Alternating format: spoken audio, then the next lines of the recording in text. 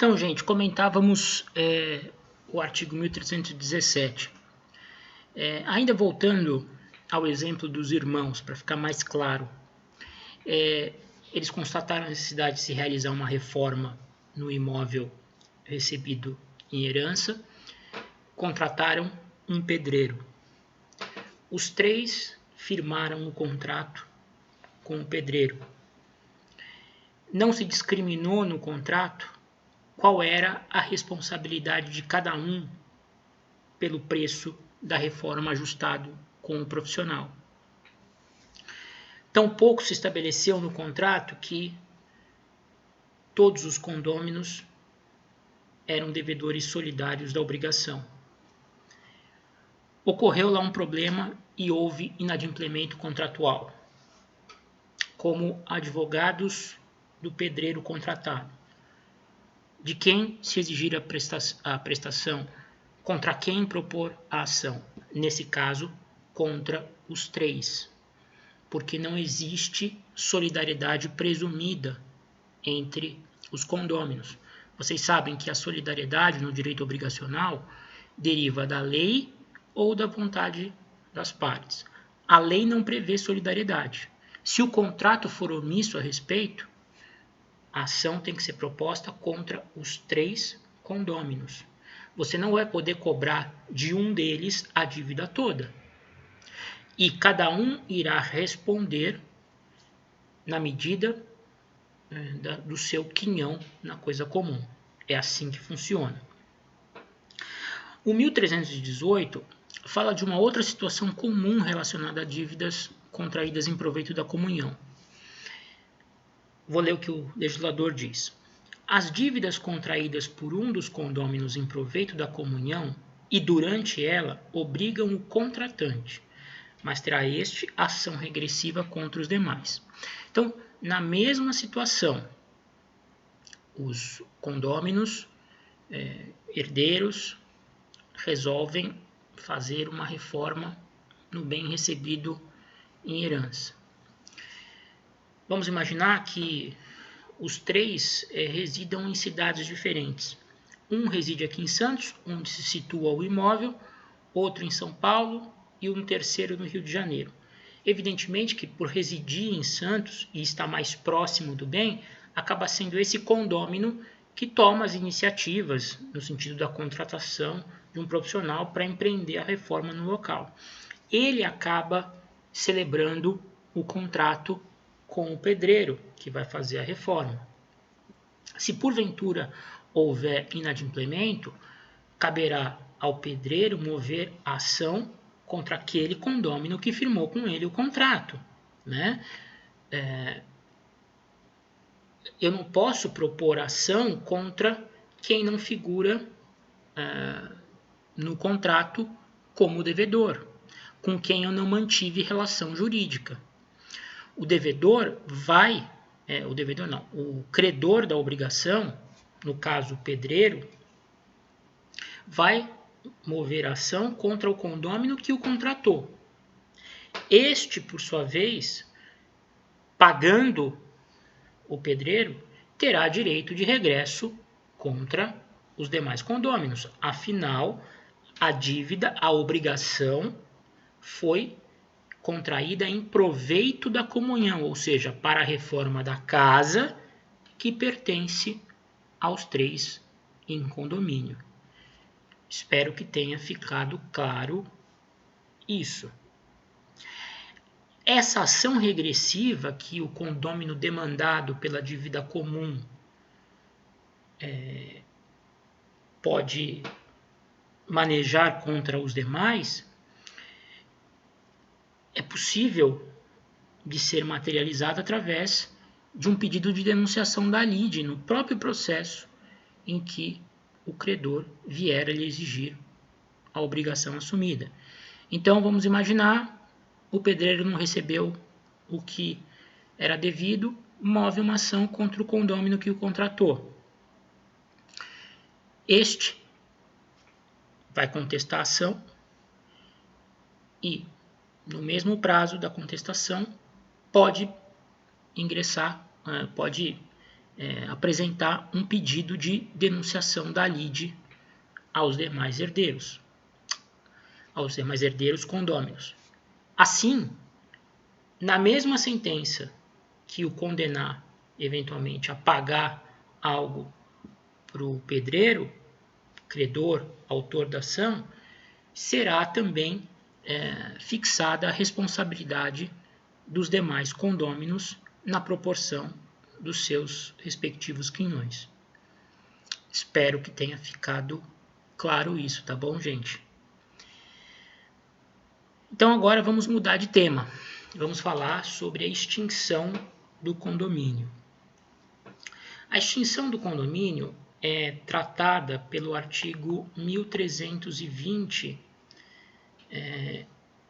de 1320 a 1322 do Código Civil. Bom, o primeiro ponto que deve ser ressaltado no que diz respeito à extinção do condomínio é que o legislador procurou facilitar o máximo possível a dissolução do condomínio. E por uma razão muito simples, o legislador reconhece que a vida em condomínio não é fácil. O legislador reconhece que o condomínio pode se tornar uma fonte inesgotável de litígios entre os condôminos. Nem sempre vai haver harmonia entre os condôminos. É muito comum que cada condômino acredite que tem a melhor maneira de administrar a coisa comum. Os interesses podem ser diversos. De repente, entre esses três irmãos, um deseja que a casa permaneça com a família, estabelecendo-se um regime de utilização compartilhada, cada um podendo frequentar a casa num determinado período do ano ou final de semana. Outro já acha que a melhor situação é alugar a casa e repartir o dinheiro do aluguel. E um terceiro entende que a melhor saída é se estabelecer um regime de utilização, mas não semanal, a cada período do ano, enfim. Eles não se acertam, não se ajustam, não entram em um acordo sobre como melhor aproveitar a coisa comum. Sabedor de que a vida em condomínio é propícia à formação de conflitos, o legislador resolveu, em muito boa hora, facilitar o quanto possível a extinção do regime condominial. Olha o que ele diz no artigo 1320. A todo tempo será lícito ao condômino exigir a divisão da coisa comum, respondendo o quinhão de cada um pela sua parte nas despesas da divisão. A todo tempo será lícito ao condômino exigir a divisão da coisa comum.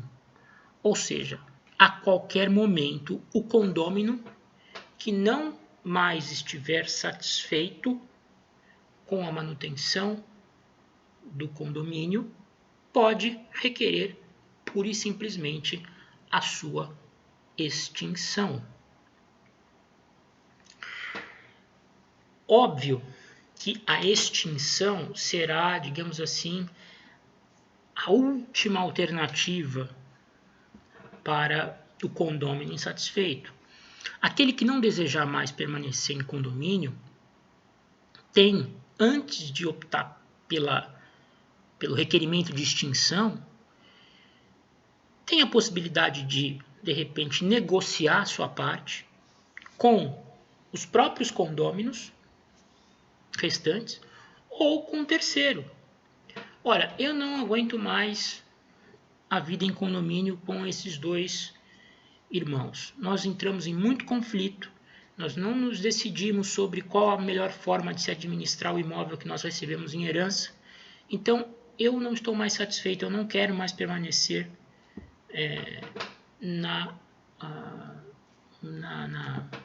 no condomínio. Eu procuro os outros 2 condôminos, que no exemplo são irmãos, e digo, olha, vocês não querem adquirir a minha parte? Nós não estamos entrando em ajuste aí em relação a como devemos administrar o imóvel, estou me desgastando demais, estou estressado, quero vender a minha parte, alguém compra? Ah, não, a gente não quer. Ok, então eu vou oferecer a terceiro, tá bom? Ok, ofereço a terceiro, aparece um terceiro interessado que faz uma proposta. Por força lá do que dispõe o artigo 504 do Código Civil, que nós estudamos na aula passada, eu tenho que dar ciência da proposta para os meus outros condôminos. Se ninguém igualar a proposta, eu estou autorizado a vender a minha parte a um terceiro. Ah, mas eu ofereci para os outros condôminos, ninguém quis. Coloquei à venda, ninguém quis. Não quero mais permanecer no condomínio. Qual a solução? Requerer a extinção do condomínio. E como é que se extingue um condomínio? De 2 maneiras. Se o bem objeto do condomínio for divisível, através de uma ação judicial de divisão de coisa comum. Não sendo o bem divisível, como é o caso de uma casa, que é o exemplo que nós estamos utilizando aqui desde o início, a única forma de se dividir a coisa comum é vendê-la. Vender e partilhar entre os condôminos o produto da venda na proporção do quinhão que cada um tiver no imóvel. Então, se são 3 irmãos com quinhões iguais, 1/3 para cada um. Tá certo? Então, assim, qualquer um dos condôminos, a qualquer momento, pode requerer a extinção do condomínio, que se dará por meio da divisão física da coisa, quando ela for possível, através de uma ação de divisão, ou por meio da alienação da coisa comum, em se tratando de um bem indivisível. Agora, importante, o condômino interessado na extinção do condomínio não precisa obrigatoriamente, primeiro, antes de requerer a extinção, propor a venda da sua parte na coisa indivisa aos demais condôminos ou oferecê-la a terceiros. Não há obrigatoriedade nisso. Normalmente, isso é o mais razoável, é aquilo que trará menos desgaste, né? Primeiro, tenta-se uma solução consensual. Ora, não estou querendo mais ficar, vocês querem adquirir minha parte? Ah, não querem? Posso oferecer terceiros? Vou oferecer. Aparecer um terceiro, dou a oportunidade de eles igualarem a proposta, não igualando, vendo por terceiro. Mas se o meu grau de insatisfação com a permanência no condomínio for tamanho que eu não consiga nem mais aguentar esperar um possível negócio com um terceiro, a lei me permite a qualquer momento requerer a extinção, ou por meio de uma ação de divisão, se a coisa for divisível, ou por meio de uma ação de alienação de coisa comum. Nós já prosseguimos no próximo vídeo.